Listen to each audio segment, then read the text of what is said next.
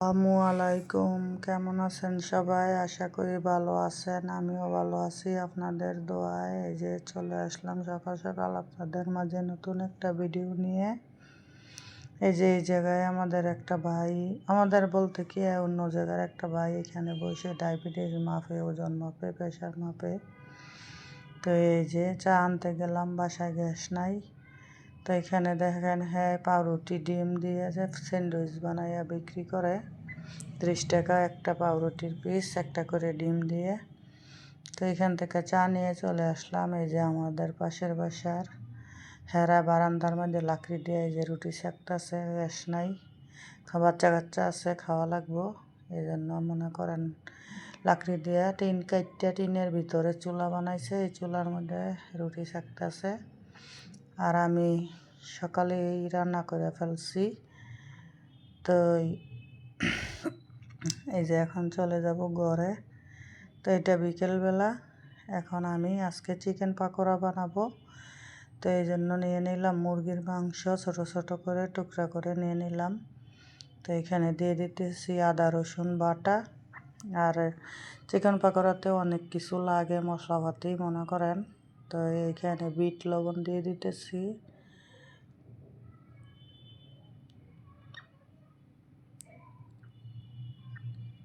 তারপরে দিয়ে দিতেছি, এটা হলো ভিনেগার, দিয়ে দিতেছি 1 চামচ। লেবু থাকলে লেবু দিতাম, আমার বাসায় আবার লেবু ছিল না, তার জন্য আমি ভিনেগার দিছি। তা আপনারা লেবু থাকলে লেবুর রস দিতে পারেন। এখন আমি দিয়ে দেব লবণ, তারপরে দিব হলুদ, তারপরে দিব আমি ধনিয়ার গুঁড়া,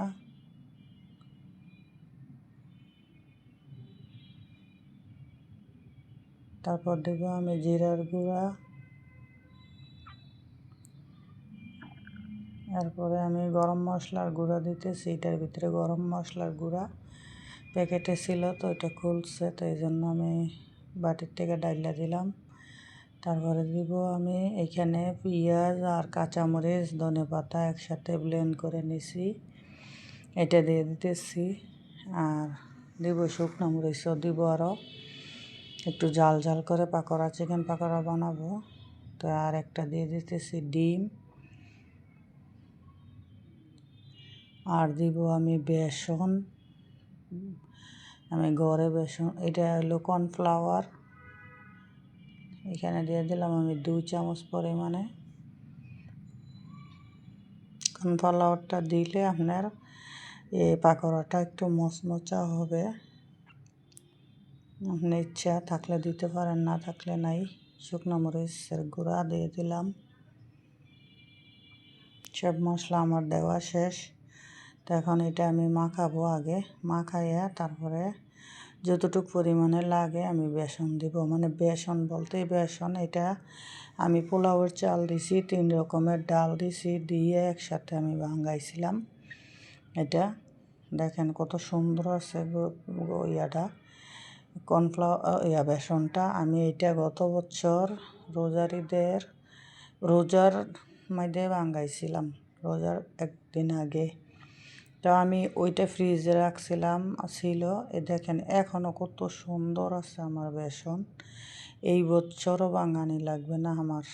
আর মনে করেন বিকালবেলা হইলে, রোজার মাসে হোক আর সবসময় হোক, গ্যাস থাকে না। যেদিন গ্যাস থাকে সেই দিন ইফতারি বানাই, না হইলে আমরা কিনে এনে ইফতারি করি।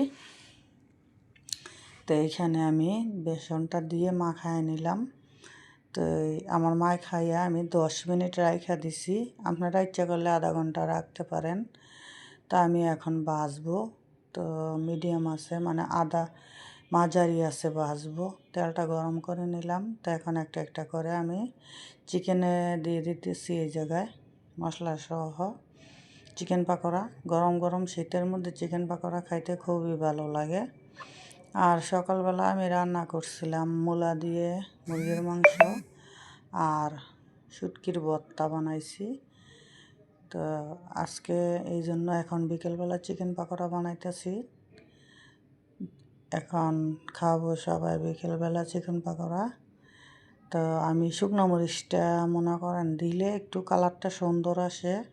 আমি দিছি অল্প পরিমাণ, কাঁচামরিচে দিছি বেশি, কারণ আমার শুকনো মরিচে অনেকে মানে গ্যাস হয়।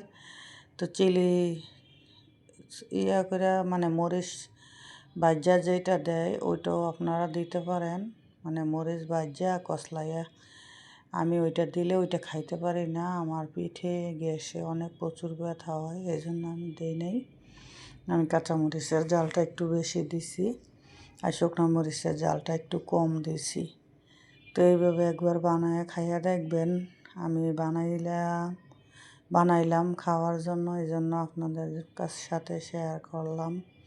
দেখেন কি সুন্দর মচমচা হয়েছে, একদম করকরা মচমচা সুন্দর হয়েছে, আর খাইতেও সেরকম টেস্ট হয়েছে। তো আপনারা থাকলে টেস্টি সল্ট একটু হালকা পাতলা দিলে দিতে পারেন, আর না দিলে নাই। এটা ঘরোয়াভাবেই বানানো, আর বাহিরে তো বানায় অনেক কিছু দেয় মশলাপাতি, আমরা তো আর এত কিছু দেই না। এই যে ঘরে নিজেদের মতন বানাইছি, দেখেন কেমন হয়েছে। এগুলো সস দিয়ে আপনি পরিবেশন করতে পারেন, তাইলে অনেক মজা হয়। এই যে আমার তরকারি, আমি খাই নাই কেউ, শীতের জন্য ভাত তরকারি রয়েছে। তো এই যে আমি বিকেলবেলায় এইটা ভর্তা করলাম, মানে কাঁচামরিচ, পেঁয়াজ, রসুন, ধনেপাতার ভর্তা আর কি। ধনেপাতার ভর্তাটা আমাদের খাইতে খুবই ভালো লাগে, তো আমি এইখানে মরিচটা টাইলা নিছি আর পেঁয়াজ রসুনও বাজ্যা নিতেছি। শেষে ধনেপাতাটা দিয়ে একটু বাজ্যা তারপরে আমি আজকে ব্লেন্ডার যখন নামাইছি, এখন ব্লেন্ডারে এই ভর্তাটা করে নিব, আজকে আর পাটায় করব না। তো এইখানে ব্লেন্ডারে ব্লেন্ড করে নিব আমি। ধনেপাতা একটু বেশি করে দিলাম। এইভাবে ভর্তা বানাই আপনারা মনে করেন ইচ্ছা করলে ধনেপাতার ভর্তা দিয়া পিঠাও খাইতে পারেন, আপনি সস বানায় খাইতে পারেন, ভাত দেওয়া খাইতে পারেন, রুটি দিয়া খাইতে সেরকম স্বাদ লাগে। একবার খাইয়া দেখবেন কেমন লাগে, আর আমার রান্নাবান্না কেমন লাগে তাও কমেন্টে জানাইবেন। ভালো থাকবেন সবাই, আমার জন্য দোয়া করবেন। তো এখানে লবণটা আগে দেওয়ার দরকার ছিল না, আমি আজকে লবণটা দিয়ে লাইছি, এজন্য একটু পানি উঠে গেছিলো। তো পানি উঠে যাওয়া অনেকে মনে করেন একটু আমার চুলায় বসায় রাখা লাগছে। তো লবণটা আপনি আগে দিবেন না, পরে লবণটা দিবেন যখন ব্লেন্ড করবেন। আমি আগে আজকে দিয়ে ফেলছিলাম, এই যে। তো এখন ব্লেন্ড করে নিলে আমার ভর্তা হয়ে যাব শেষ, আর কিছু দেওয়া লাগবে না। এই যে ভর্তা আমার কেমন লাগছে।